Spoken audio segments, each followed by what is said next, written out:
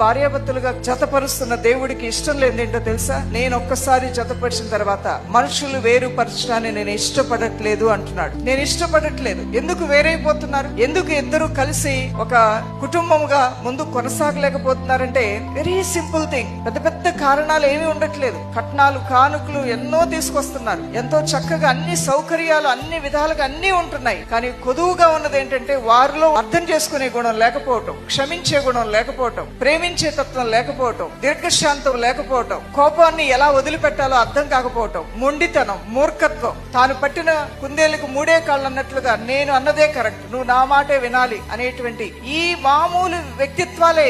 నీ శత్రువు ఎక్కడో లేడు, నీ ఎనిమి ఎక్కడో లేడు, నీలోనే నీ ఎనిమి ఉన్నాడు. ఒక వ్యక్తి జీవితాన్ని పాడు చేసేది తనలో ఉన్నటువంటి మనస్తత్వమే, తనలో ఉన్నటువంటి గుణాలే, తనలో ఉన్నటువంటి అలవాట్లే, తనలో ఉన్న చెడుతనమే ఆ వ్యక్తిని పాడు చేస్తుంది. అలానే ఒక వ్యక్తిని బాగు చేసేది కూడా అతనిలో ఉన్నటువంటి ఆమెలో ఉన్నటువంటి మనస్తత్వమే.